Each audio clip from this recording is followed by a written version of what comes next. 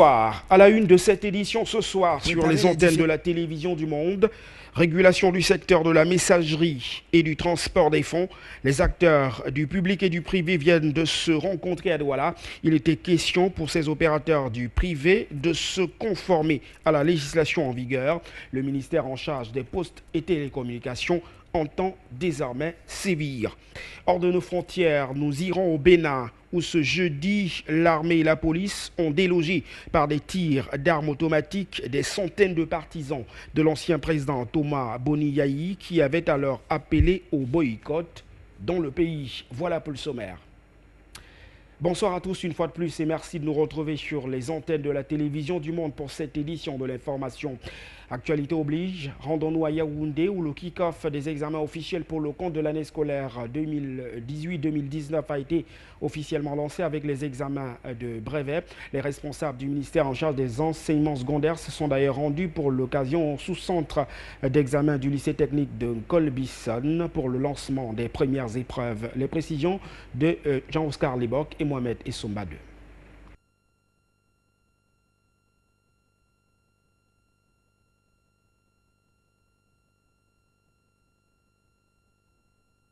Préparer les différents chefs d'établissement à gérer avec tact cette période importante de l'année scolaire, tel était l'objectif de la rencontre de ce jeudi au lycée Jos de Douala. Ils sont venus de toutes parts pour écouter les recommandations du délégué des enseignements secondaires pour le littoral et poser des questions sur des sujets qui échappaient à leur compréhension. Pour cette année, l'accent sera mis sur la sécurité des élèves. Nous pensons que nos élèves, en dehors de quelques cas isolés d'absentéisme dans certaines régions ou dans certaines parties de la région, que nos élèves seront prêts pour les examens.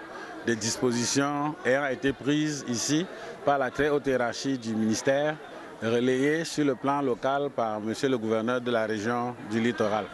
Si la communauté éducative, en collaboration avec les autorités administratives de la région, est déterminée à pleinement jouer son rôle, un cri de cœur est aussi lancé à l'endroit des parents d'élèves. Appelons aussi les parents pour qu'ils nous aident dans cette tâche parce que quand un élève arrive dans un établissement avec le couteau, généralement il n'a pas acheté le couteau à l'établissement, mais il l'a pris à la maison. Donc nous interpellons tous les intervenants, n'est-ce pas, de la chaîne éducative pour nous accompagner pour que l'année s'achève sans incident, mais surtout que les examens se déroulent bien. La rencontre de ce jour a également été le lieu de faire le bilan de l'année scolaire qui s'achève. La région du littoral s'est globalement bien portée en matière de pédagogie et d'activités administratives qui avaient été prévues dans le calendrier de l'année scolaire et des instructions pour la conduite de l'année scolaire. En ceci que la couverture des programmes a été optimale. Des examens officiels sans incident ni accident, tel est le défi que veut relever le littoral. Le rendez-vous est donc prêt pour le 15 mai prochain pour le concours d'entrée en 6e et de voir si toutes les différentes recommandations seront traduites en actes concrets sur le terrain.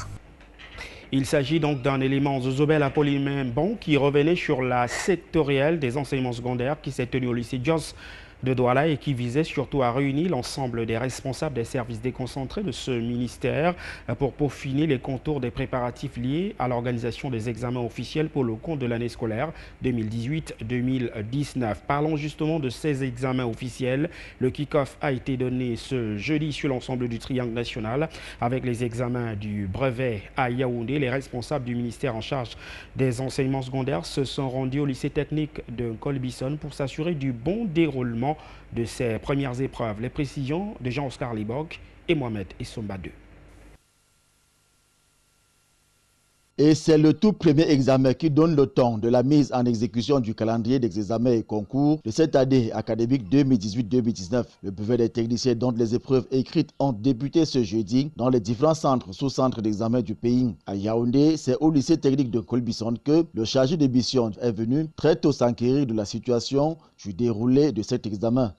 Oui, tout se passe bien. Nous sommes ici dans le cadre de l'examen de brevet professionnel industriel. Nous avons 86 candidats enregistrés. Les matières sont de trois groupes. Matières d'enseignement général, il y a les matières professionnelles théoriques et il y a les matières pratiques, c'est-à-dire les travaux pratiques. Bien que mal connu du grand public, le brevet des techniciens est un diplôme académique équivalent au baccalauréat. Le tout premier examen pour cette année scolaire 2018-2019 pour le compte de la session 2019. Donc c'est le brevet professionnel industriel. Et c'est un examen qui au départ était conçu pour ceux qui avaient arrêté leur cursus scolaire à partir de la 4e année et du bac pour certains ou du probatoire. Ils allaient en entreprise et ils revenaient composer. Il y a eu des réformes qui ont permis également à ceux qui sont en activité, donc en année scolaire, de pouvoir composer cet examen. Il est équivalent au bac. Donc tout était mis en place pour que le déroulement de cet examen ne souffre de rien. Donc à ce jour, les candidats sont en salle. Et nous avons enregistré 86 candidats qui devraient en réalité composer. Mais à ce jour, il y a quelques absents. Les candidats au brevet des techniciens reçus ce premier jour d'examen au lycée technique de Colbison sont sereins et espèrent obtenir ce précieux sésame afin d'évoluer dans leurs différentes entreprises. Nous restons avec vous, Jean-Oscar Libok et Mohamed Essobado pour évoquer cette fois-ci, toujours dans le registre éducatif, les épreuves sportives du probatoire de l'enseignement technique. Les candidats ont investi le lycée technique de Colbison ce jeudi pour les dites épreuves. Reportage. Les candidats au probatoire technique se livrent depuis ce matin de jeudi aux épreuves sportives obligatoires. Ils sont près de 500 candidats qui passent devant un jury. Les différentes épreuves sportives, la gymnastique, les courses de vitesse et d'endurance, en passant par le lancer de poids entre autres. Tout se passe sereinement, dit le chef de ce sous-centre d'examen du lycée technique de Colbison. Généralement, l'éducation physique et sportive, c'est une matière qui rentre dans la comptabilité de notes qui donne droit à la certification.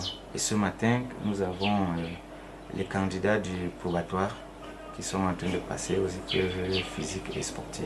Ça se passe très bien parce que nous avons tout le matériel qu'il faut, nous avons les équipements qu'il faut et puis un personnel qui est hautement qualifié pour ça. Nous pensons que c'est des petits bobos qui parfois le candidat a peur, parfois le candidat n'a pas bien assimilé. Mais nous avons un personnel médical qui est sur place, qui s'occupe de ces élèves pour que ces élèves rentrent dans leur domicile sans incident. Sur les différentes aires de discipline, le chargé des activités sportives contrôle et veille au bon déroulement des épreuves. Lorsque les enfants viennent, nous les répartissons et nous commençons par l'endurance vitesse puisque le matin il fait frais. Comme ça, ceux qui ont choisi endurance vitesse, ils commencent et pendant qu'ils commencent, nous lançons aussi les ateliers de saut en hauteur, de gymnastique et de lancer de poids. Ça fait en sorte que la prise en charge, vraiment, la prise en main même des enfants, elle est efficace et la rotation au niveau des ateliers se passe sans incident et sans problème. La gestion des bobos et autres problèmes de santé liés à ces épreuves sportives, tout est sous contrôle. Depuis le début de ces épreuves sportives, il n'y a pas eu beaucoup de cas. Sinon, un cas est survenu suite à l'épreuve de sport, soit en hauteur, j'ai pu gérer. Monsieur le proviseur fait quand même quelque chose chaque année. J'ai des lits habillés, j'ai le matériel de première nécessité. La sécurité dans les lieux est de mise dès l'entrée. Tout le monde passe à la fouille systématique et le chef de l'établissement en personne veille au gramme. C'est dire que le ton et la fièvre des examens de cette année académique 2018-2019 a pris quelques kilos. Attention aux retardataires. Nous revenons sur la célébration de la 133e édition de la fête du travail. Cette fois-ci, nous évoquons le chapelet des récriminations formulées dans les différents discours des mouvements syndicaux qui ont pris part à la parade du 1er mai. C'était à la place de la BCK, ici à Douala. Jean-Jamin Yedna, Étienne Monté, Raoul Ouattat. Dans une atmosphère favorable, empreinte de solennité, le temps a retenu son envol. Ce mercredi 1er mai 2019, sur la place des fêtes de la vallée de la BCK à Douala, où les mouvements syndicaux des travailleurs, représentés dans la région du littoral, à travers leur porte-parole, ont peint un tableau sombre et désolant du statut du travailleur dans la capitale économique. La législation camerounaise défend les mêmes objectifs. mais leur application n'est pas toujours effective sur le terrain. Dans les secteurs de l'ordinage, des établissements de microfinance, de l'agriculture, de certaines industries, le travail est loin d'être décent. Les salaires n'obéissent à aucune législation et les données de travail sont encore élastiques. Les travailleurs sont sans protection sociale ni même immatriculation à la CNPS. Au niveau des banques, du commerce, des assurances, du pétrole et de certaines grandes industries, les travailleurs bénéficient des conditions de vie et de travail acceptables grâce aux différentes conventions conclues. Mais beaucoup reste à faire. Car certains établissements s'opposent encore à la liberté syndicale, notamment ceux tenus par les Indiens, les Libanais et certains nationaux. Réponse du berger à la bergère, du gouverneur de la région du littoral, tout en reconnaissant la pertinence de certains griefs énumérés par les défenseurs des droits des travailleurs, a toutefois souligné que tout n'est cependant pas noir au sein des entreprises dans son territoire de commandement, avant d'interpeller les brebis galeuses. Il convient de souligner que dans bien des cas, vous êtes à l'origine de vos propres malheurs. La justice sociale commence par la santé et la sécurité au travail. Mais très souvent, il est mis à la disposition des travailleurs des équipements de protection individuelle, pour ne citer que ce cas. Mais certains choisissent de ne pas les arborer, de les donner à des tiers ou de les vendre tout simplement. Par ailleurs, l'idéal que représente le travail décent pour chaque travailleur camerounais ne saurait être atteint avec un mouvement syndical divisé et fragilisé par d'interminables querelles intestines, avec des travailleurs sans conscience professionnelle, plus portés vers le gain facile et des risques contre-productifs avec leurs employés. En bon père de famille, Samuel Dieudonné Iva Dibois a prodigué des conseils aux employés, tout comme aux patrons des entreprises, avant de promettre de transmettre ses revendications acquis de droit. Les syndicalistes ont eu à exprimer certaines récriminations que nous avons enregistrées et que nous devrons, n'est-ce pas, transmettre au niveau de la hiérarchie. Et par ailleurs, nous avons quand même tenu à dire que le thème du jour est assez approprié avec le contexte. On ne peut pas avoir un travail décent dans un contexte trouble. Donc nous voulons dire que les entreprises sont en difficulté, parfois parce que ici et là, elles ont été fermées, par exemple dans le sud-ouest. Si la CIL ici est fermée, comment on peut payer les gens quand c'est fermé? C'est assez difficile. Donc au niveau du littoral, nous voulons encourager encore les entrepreneurs à continuer à œuvrer pour que la paix soit consolidée avec un travail décent. Passé les revendications, place désormais au défilé, avec pour fil conducteur cette année, protection du travailleur, vecteur de justice sociale et de travail décent. À présent, le chantier naval.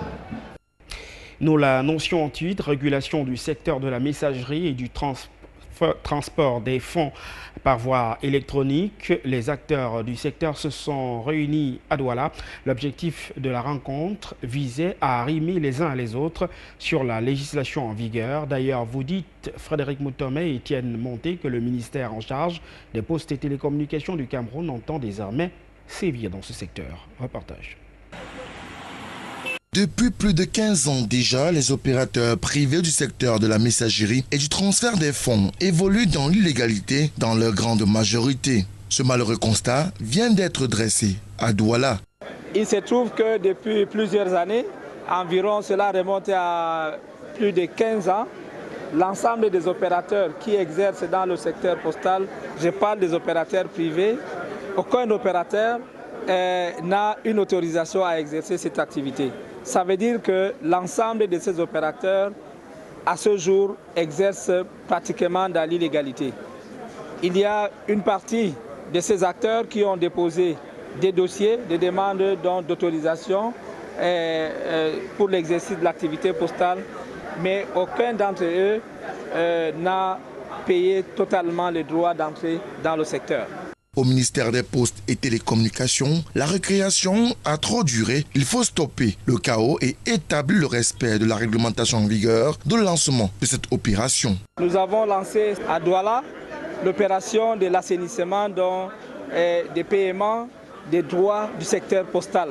Ces opérateurs dits illégaux, soit 120 dans la région du littoral, pour exercer librement et en conformité avec la loi, doivent débourser 35 millions de francs CFA chacun. Seulement, ces opérateurs plaident pour la réduction des frais d'entrée dans ce secteur d'activité jugé exorbitant. Nous pensons que ce montant est un peu exagéré quand par ailleurs nous regardons ce qui se passe.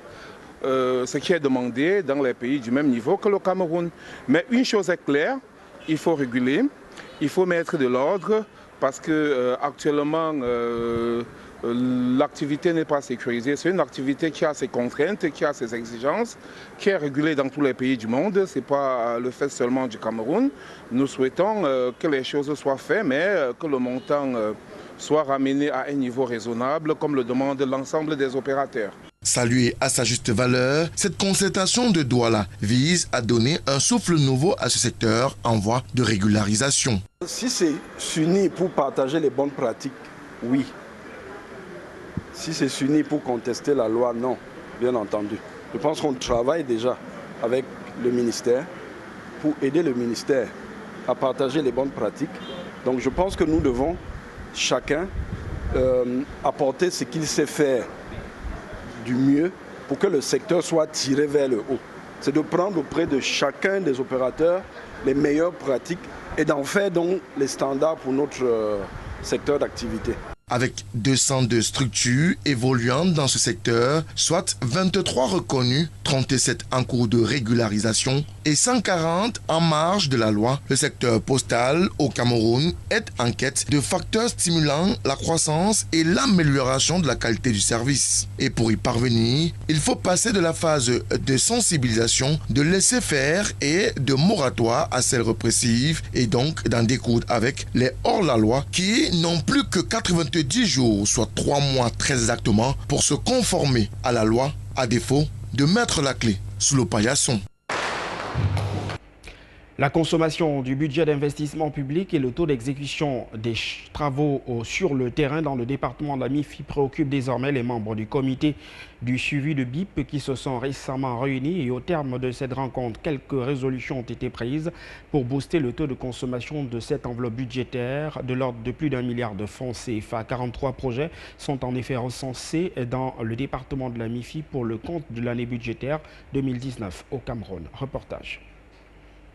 L'évaluation du niveau d'exécution des projets du budget d'investissement public dans le département de la MIFI pour le compte du premier trimestre de l'année budgétaire 2019 était au centre de la réunion des membres du comité technique de suivi de l'exécution physico-financière des 10 budgets dans cette unité administrative. Pour cette année budgétaire en cours, le département de la MIFI a reçu une dotation d'1 milliard 63 millions de francs CFA pour le financement de 49 projets, dont 13 à gestion départementale, 36 à gestion communale, repartis entre les 3 communes d'arrondissement du département. Rendu au terme du premier trimestre 2019, le taux d'exécution physique tourne autour de 10%, soit 2,7% pour les projets à gestion départementale, 36% pour les projets de la commune d'arrondissement de Bafoussam 2e et 0 pour ceux des communes d'arrondissement de Bafoussam 1er et Bafoussam 3e. De l'avis des membres du comité du BIP, ce faible taux s'explique par l'existence de plusieurs pesanteurs. Nous avons observé plusieurs retards dans la préparation des marchés à gestion départementale, également au niveau des communes. Il faut également noter la non-exécution des projets de moins de 5 millions. Vous vous rendez bien compte, sur 18 bonnes commandes identifiées, 2 seulement ont pu être exécutées à date. Tous les marchés, tant à gestion départementale que communale, qui ont été attribués doivent être désormais notifiés sans délai aux entreprises. Tous les acteurs de la chaîne de passation, de l'exécution et de contrôle des projets doivent s'activer. Ce sont là quelques recommandations fortes qui ont été prises au terme de cette réunion d'évaluation dont l'objectif in fine vise à améliorer significativement le taux d'exécution des budgets d'investissement public dans le département de la MIFI. Le président de la République, Paul Biya, héritera de la présidente tournante de la CEMAC, la communauté économique et monétaire de l'Afrique centrale. C'est les principales résolutions qui ont filtré au terme de la session extraordinaire de la conférence des présidents et des chefs de gouvernement qui s'est récemment tenue à Djamena, au Tchad. Parmi les priorités annoncées pour cette présidence du chef de l'État, Paul Biya, à la tête de ce groupement sous-régional, l'on parle d'une accélération de l'uniformisation des places boursières en zone CEMAC, CEMAC, mais également l'accélération du processus de libre circulation des biens et des personnes à travers l'application de l'accord sur la suppression des visas en zone CEMAC. Reportage. S'il s'agissait certes de satisfaire au principe de rotation à la tête de la présidence en exercice de la CEMAC, Paul Biya, qui héritera de cette fonction au cours du 14e sommet de la CEMAC, aura du pain sur la planche. Il faut dire que lors de la session ordinaire des chefs d'État et de gouvernement de la CEMAC achevée à N'Djamena le 24 mars 2019, plusieurs résolutions avaient été prises. Il s'agit en l'occurrence de l'unification des places boursières en zone CEMAC. La bourse de la Douala Stock Exchange siégera donc à Douala, la métropole économique du Cameroun, tandis que Libreville, la capitale gabonaise, abritera l'organe de régulation de la dite bourse, qu'est la COSUMAF. La redynamisation de l'exercice de la surveillance multilatérale à travers la mise en place d'un système plus performant en matière d'information statistique et l'accélération de l'application de l'acte additionnel portant suppression de visas pour les ressortissants de la CEMAC en circulation dans l'espace communautaire feront partie des principales priorités du président de la République Paul Biya à la tête de ce groupement économique. Et que dire de la réflexion qui doit désormais s'approfondir au sujet des sources alternatives de financement de la CEMAC en vue de son autonomie. Des engagements qui ont été pris et qui devraient connaître une accélération sous l'exercice du président de la République Paul Biya à la tête de la conférence des présidents et des chefs de gouvernement de la CEMAC, dont le 14e sommet est annoncé dans les tout prochains mois à Yaoundé, la capitale politique camerounaise.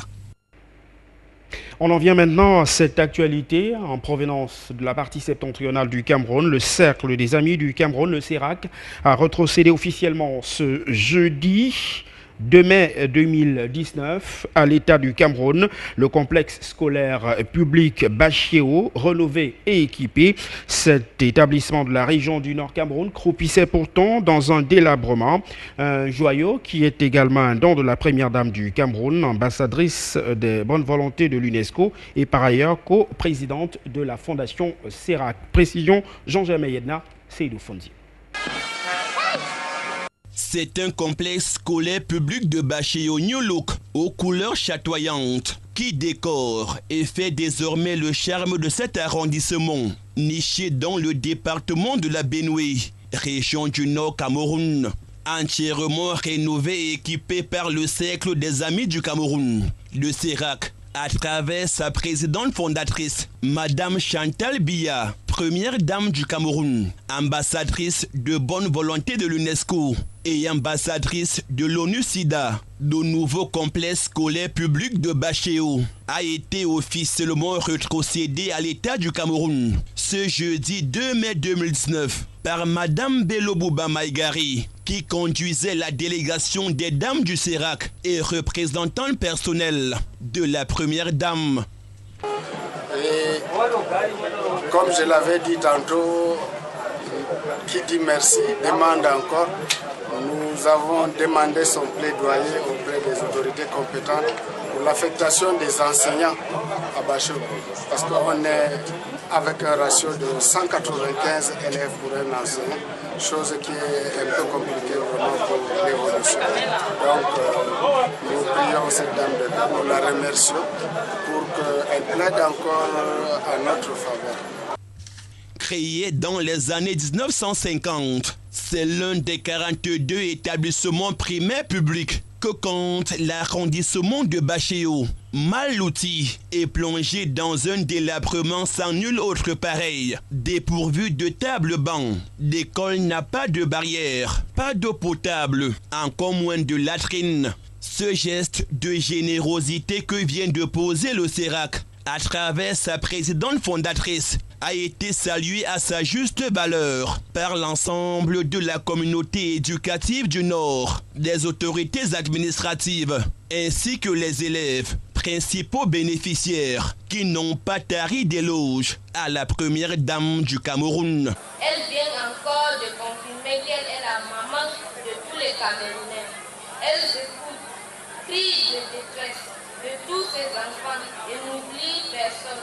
Devant vous tous ici présents, mes camarades et moi, nous promettons de garder notre école toujours propre, de conserver en bon état le matériel et les fournitures que nous allons recevoir aujourd'hui, d'être les citoyens camerounais qui veulent la paix et qui la préservent partout dans notre pays.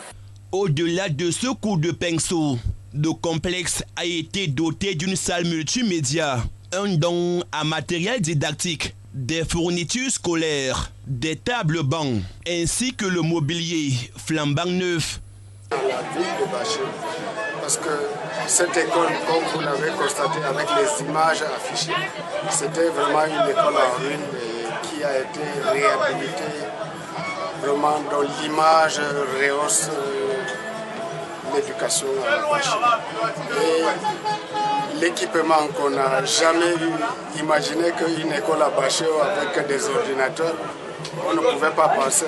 Merci à la première dame pour ce geste de cœur. Cette cérémonie de rétrocession officielle du complexe scolaire public de Bachéo, rénové et équipé par le CERAC, présidé par le gouverneur de la région du Nord, Jean Abatédi, a été agrémenté par des groupes de danse traditionnelle et autres artistes en herbe du terroir.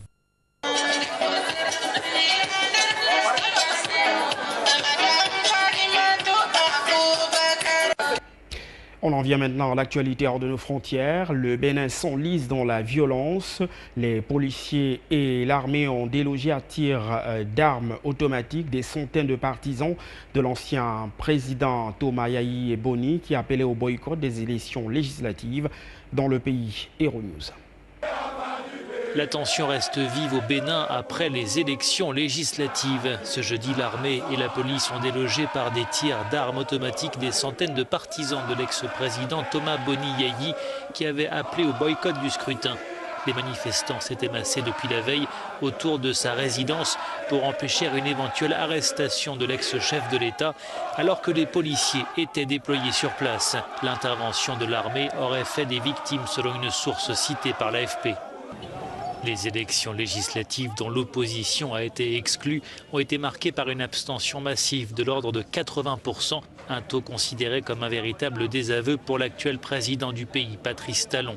L'opposition et des associations, dont Amnesty International, accusent le président béninois de dérive autoritaire dans un pays souvent considéré comme un modèle de démocratie en Afrique de l'Ouest. En Pologne, à présent, plus d'1 millier de personnes se sont rassemblées pour une marche annuelle des survivants du camp de concentration d'Auschwitz. C'était ce jeudi. Euronews, une fois de plus. 74 ans après, se réunir pour ne pas oublier. Près de 10 000 jeunes se sont rassemblés ce jeudi matin pour la marche annuelle des survivants dans l'ancien camp de concentration nazi d'Auschwitz-Birkenau en Pologne. Des membres du gouvernement polonais et la première ministre roumaine étaient présents. Les participants à cet hommage ont parcouru à pied les 3 kilomètres séparant les deux extrémités du camp, brandissant pour certains des drapeaux d'Israël. Près de 1 100 000 juifs ont perdu la vie à Auschwitz-Birkenau durant la Shoah. En Israël, les sirènes antiaériennes ont retenti à 10 h ce matin. Pendant 2 minutes, la foule s'est figée à Jérusalem pour rendre hommage aux victimes de la barbarie nazie, tout comme le gouvernement du pays, réuni au mémorial de Yad Vashem.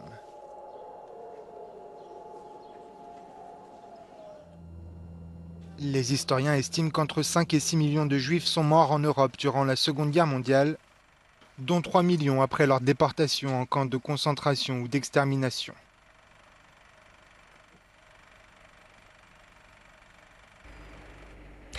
Avant de refermer cette édition de l'information ce soir, le rappel des principaux titres qui en ont constitué le sommaire.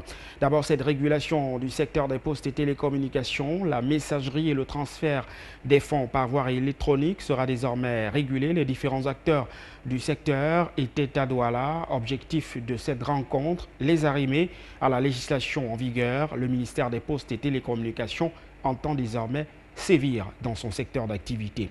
Hors de nos frontières, nous avons mis le cap sur le Bénin qui s'enlise progressivement dans la violence. Ce jeudi, l'armée et la police ont tiré à balles réelles sur des centaines de manifestants proches de l'ancien président Thomas Yayi Boni qui avait alors appelé à un boycott des élections législatives dans le pays. C'est tout pour cette édition de l'information ce soir. Merci de nous avoir une fois de plus accordé votre attention. Nos programmes se poursuivent. Bonne suite des programmes à tous.